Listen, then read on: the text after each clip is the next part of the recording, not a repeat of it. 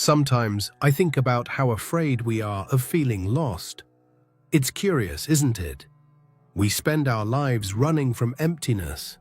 But there's a very ancient wisdom, said to come from Thoth in Egypt, that suggests the secret was kept not out of malice, but because the truth hurts before it sets you free. There are 4 stages of an internal alchemy. This isn't cheap motivational talk, it's something that touches a raw nerve. The first stage. Perhaps it's exactly what's weighing on your chest right now, that feeling that the world has turned grey. A silent collapse where nothing makes sense anymore. We tend to despair, I know. I've wanted to escape it too, but thinking about it, maybe this breaking is actually the shell cracking open for something to be born. I wanted to invite you to look at this without fear. I'm not going to give you a magic formula, but I want to share these 4 steps so we can try to understand, together, where your feet are standing now and what the next move is. If something here resonated with what you feel, right below, I welcome my inner transformation, but a word of warning, this alchemy doesn't work solely in the mind. It needs to be anchored in biology to avoid evaporating. That's why I've released the sequel to the Thoth Code, the temple, the body. If you already have the first one, this is the missing piece to materialize the change. If you don't have it yet, buying the first ebook gives you a special discount on the second. I say this because, without preparing the body to handle this new voltage, it's much harder to get through the collapse I'm about to describe. The silent collapse that nobody notices. You know that day when your favorite song stops making sense? It's not that the melody has changed, but something inside you has changed. That's how it starts. Not with a bang, but with silence. A silence that settles in the middle of your chest and begins to echo. The job that defined who you were becomes a strange script, and the people you love seem to be on the other side of an invisible glass. It's a slow and relentless erosion of the soul that happens while you keep smiling and saying everything is fine. It's the kind of collapse that no one sees, but that leaves you in ruins inside. And the loneliness that comes with it is overwhelming, because the world continues its frenetic dance, and you feel like a ghost in your own life, watching everything from the outside. People, with the best intentions, offer you solutions. Go out more, buy something new, distract yourself. They offer you a band-aid for an internal hemorrhage. And we try, don't we? We try to fill that void with noise, with people, with anything that muffles the voice that comes from deep within. But it's always there, waiting for the next moment of silence to make itself heard. But what if this emptiness isn't a flaw? What if it's not something to be fixed? I've learned to see it as a calling from the deepest part of ourselves. It's our own essence, buried under years of shoulds and needs, finally knocking on the door and saying enough. It's an invitation to stop looking for answers outside and, perhaps for the first time, have the courage to look inside. And yes, it's scary. Looking inside means finding the mess we've hidden even from ourselves. It means admitting that the map we've followed so far has led us to a dead end. We've been taught to fear the darkness. We crave sunlight, certainty, a clear path. But I look at nature and see a different lesson. No seed germinates under direct sunlight. It needs the damp darkness of the earth. Night must come so that day can dawn. This inner darkness is not the end. It is the soil. It is the fertile ground where something new, something true, can finally begin to sprout. It is the necessary death of who you thought you were, so that who you truly are can breathe. It's a choice, and perhaps the loneliest one you'll ever make. To keep running, distracting yourself, pretending not to hear the call, or to take a deep breath, stop, and turn to face the void. It's an act of faith, not in something out there, but in the wisdom of your own process. It's trusting that, on the other side of this collapse, something is waiting, something more real, something worthwhile. And when you make that decision, when you stop fighting and simply allow it to be, the real journey begins. You don't know what you'll find in that basement you've kept locked for so long. There are no guarantees. There's only a silent promise that the truth, however painful, sets you free. What happens when you finally turn the doorknob and face what lives inside? When you take that step inward, you don't find a sanctuary of peace. You find chaos. It's like opening the door to a room you locked in adolescence and never entered again. The air is heavy, full of dust, forgotten memories, monsters drawn on the wall. This is the territory of your shadow, a dramatic name for something so human. Everything you learn to reject in yourself. Not only anger and envy, but also that strength that frightened others. That passion that wasn't practical, that creativity that couldn't fit into spreadsheets.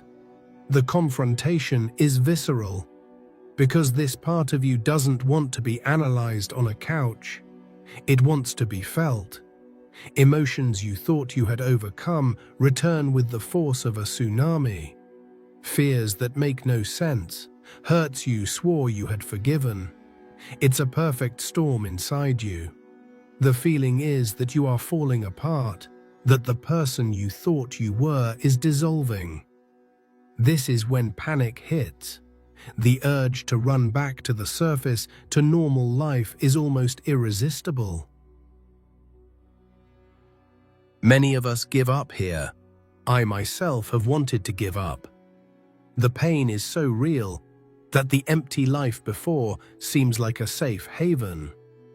But for those who stay, for those who endure the fire, something begins to happen. The alchemists had a name for it. Putrefaction. The decomposition of old matter. The old house must be allowed to burn to ashes so that a new, clean and strong ground can be revealed. It is a process of purification by fire, and it hurts.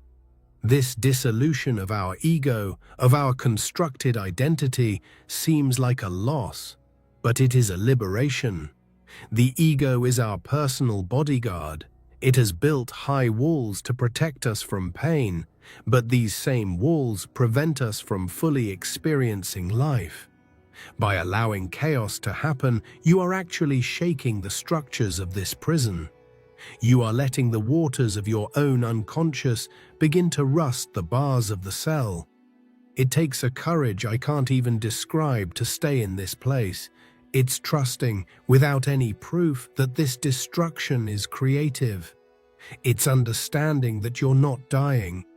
You're cleansing yourself. You have to look the dragon in the eye to realize it was only guarding a treasure. You have to dive into the darkness to discover that it's not empty, but full of stars you couldn't see. You're in the eye of the storm, and it feels like the world has ended. But it's right there, at rock bottom, when you think you can't take another second, that a little light flickers.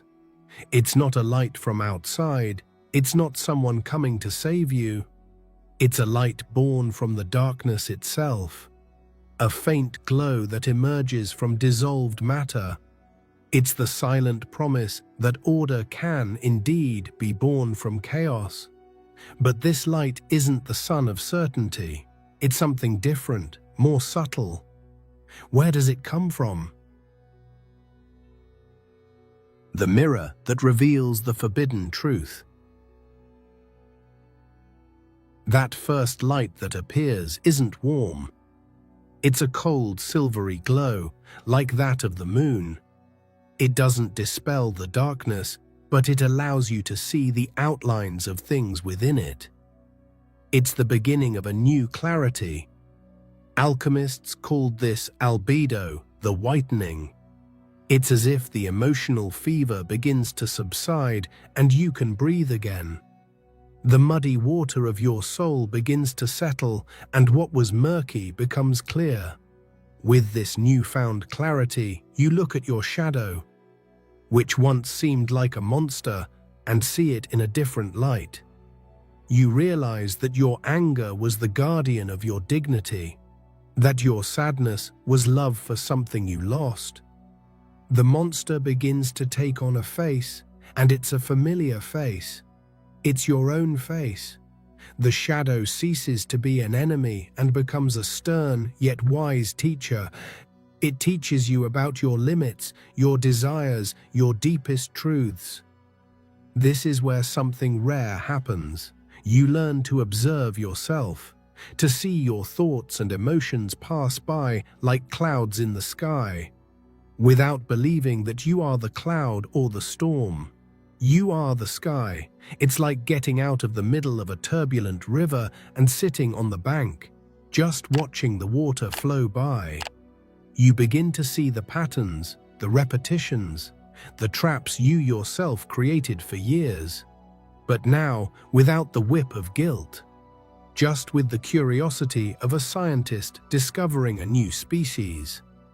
This process is like cleaning an old mirror covered in the dust of time. At first, the image is distorted, but little by little you clean it, and for the first time, perhaps, you see a truer reflection of yourself. And the truth that appears there is often a truth that was forbidden, a truth that didn't fit into your family, your work, the story you told yourself.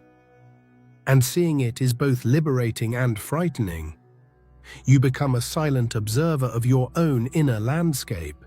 You learn to converse with your fears instead of being paralyzed by them. You are no longer a boat adrift, tossed about by the waves. You become the captain who, even in the rough seas, knows where north points. This stability born from self-observation is a silent power, a power that no one can give you or take away from you.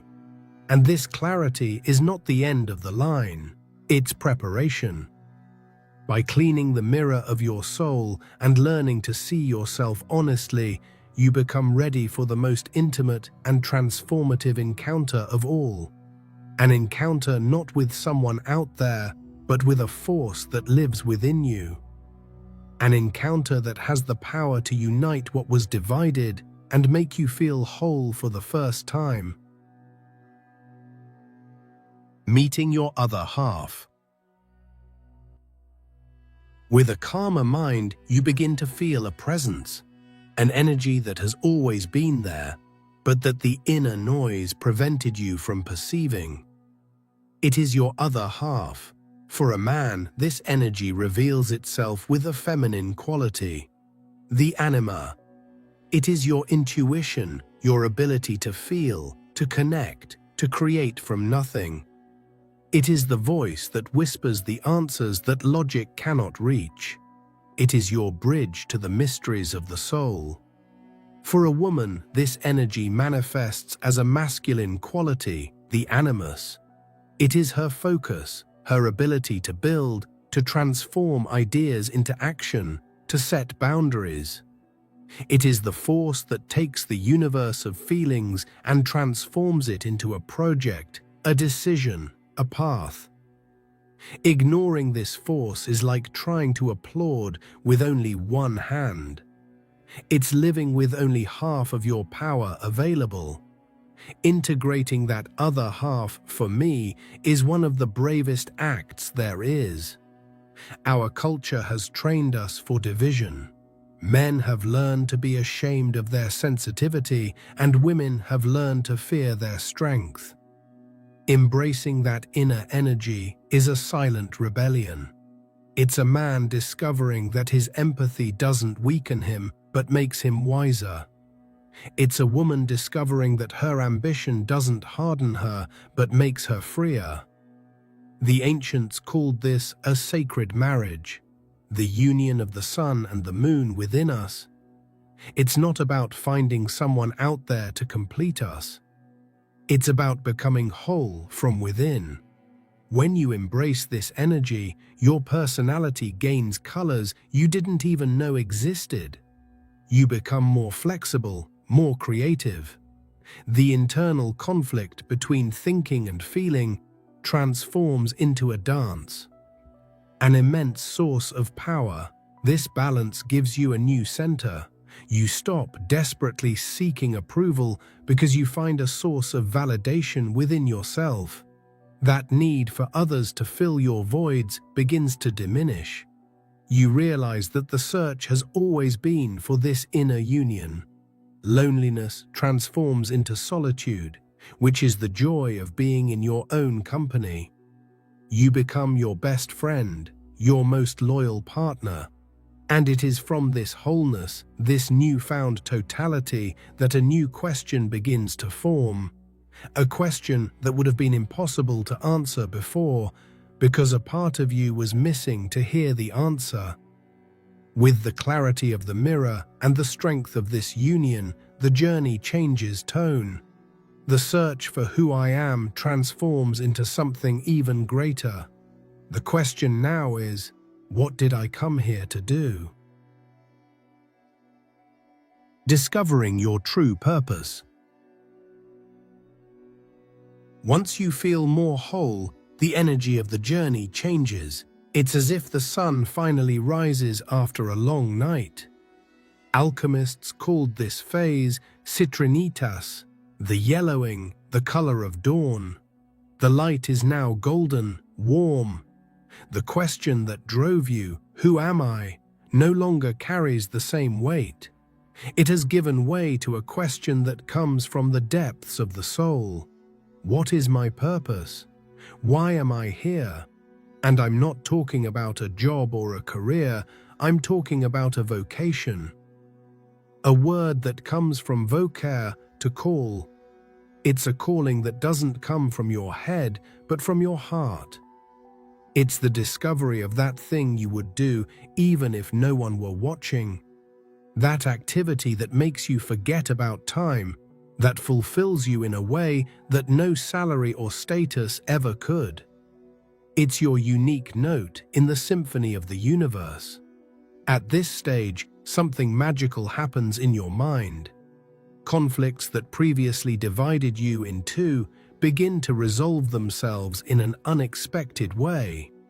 It's not that one side wins over the other. It's that a third solution, one you had never considered, simply appears. Your creativity explodes. You begin to see paths where before you only saw walls. It's your psyche working at a higher level, uniting opposites to create something new. Life ceases to be a chain reaction and becomes a conscious creation. Every choice, however small, begins to be filtered through this sense of purpose. You stop living to fulfill the expectations of others and begin to live to honor your own truth. And this often requires the courage to make changes. To change cities, jobs, or simply to change the way you present yourself to the world. The path ahead suddenly becomes clearer. Not that the problems disappear, but now you have a compass, a North Star. And the energy you used to spend on doubt and inner conflict is now free to be used in building a life that makes sense to you. You feel an enthusiasm, a passion for life that perhaps had been dormant for years. You have found your direction, but the soul's journey loves a paradox. Just when you find the light, when the path seems open, darkness threatens to return, but it's a different kind of darkness. Deeper, more subtle. It's the ultimate test, the trial by fire that will show whether you merely understood the map or if you truly became the traveler. You are about to enter the darkest night of your soul. the dark night of the soul. And then, just when you think you've found your way, the ground disappears. Again, but this time, it's not the confusing darkness of the beginning, it's a void. A lucid, conscious void, and therefore all the more frightening. It's the existential crisis at its purest level. Mystics call it the dark night of the soul. It's when you know what you have to do, but you feel you don't have the slightest strength to do it. It's the exhaustion of the soul. Your old self, the person you were, has already died. You witnessed that death, but your new self, this being guided by purpose, has not yet been fully born. You are in the middle, in limbo. The anguish here is different. It's not fear of the future or guilt from the past. It's the pain of facing nothingness, the absence of guarantees, the finiteness of everything. It's a direct confrontation with impermanence. It's the ego's checkmate. The ego, even the spiritualized ego, still wants a shred of control, one last certainty. And it is here that it is forced to surrender completely. The dark night of the soul asks you to let go of everything, not only your fears, but also your hopes, your very concept of purpose. It's the moment to let go of the steering wheel, take your hands off it, and trust that the car knows the way. It's a surrender that the mind cannot comprehend. Alchemists said that, at this stage, the vessel needs to be hermetically sealed. This means don't run away, don't try to distract yourself, don't try to rationalize. Any attempt to escape the pressure of this void will only prolong the process. You need the courage to sit in the middle of nowhere and feel what it is to be nothing. It is to endure the absence of meaning, the absence of God, the absence of oneself. It is the ultimate test of your faith. This is perhaps the loneliest experience a human being can have. No one can go through it with you. It is an encounter with your deepest core, stripped of all masks. It is here that you discover what you are made of. The only way out is not upwards, but inwards. The only possible action is surrender. Not a surrender of defeat, but an active, conscious surrender to the mysterious flow of life. And it is at the bottom of this abyss, in the silence of this void, when you finally stop fighting, that something happens. Surrender opens a door that effort could never even scratch. It is the final symbolic death. And what is born from this silence, from this surrender, is not something you conquer. It is something that emerges from within you. A strength that no one can ever take away from you. The secret of Thoth, the rebirth of inner gold. From that silence, from that total surrender in the dark night, something new begins to form.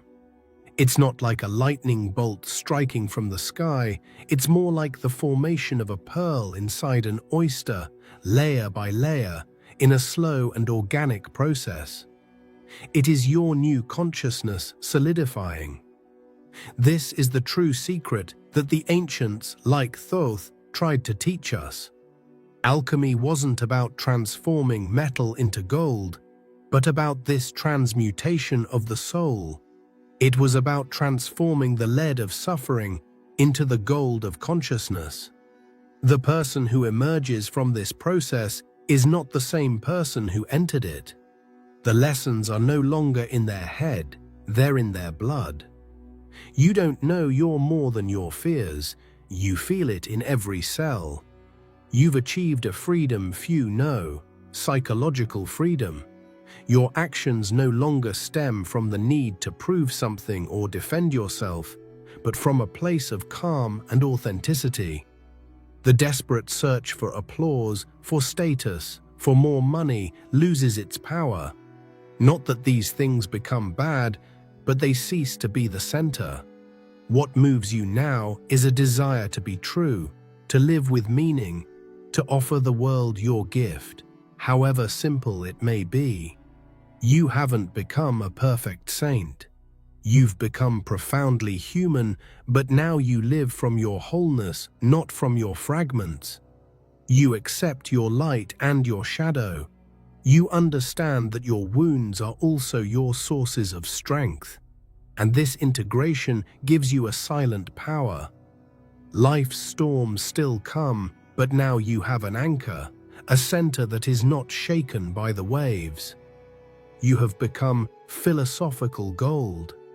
Your essence, pure and incorruptible, finally manifested in the world. This is a stage that few reach, not because it's for the chosen few, but because it demands the courage not to run from the pain. It's the reward for having stayed in the fire, for having trusted when there was nothing to trust. You not only learned the secret of transformation, you became living proof of it. And as you reach the end of this message, I want you to pause for a moment. Not to think, but to feel. True inner transformation does not happen in a single breakthrough, a single realization, or a single day.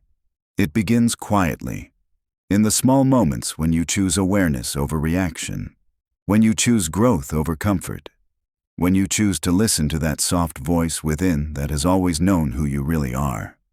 The secret is not hidden in distant places, ancient books, or complex rituals. It has always lived inside you, in your willingness to face yourself honestly, in your courage to let go of the old stories that no longer serve you, and in your decision, again and again, to become someone more conscious than you were yesterday. Transformation starts the moment you stop running from yourself.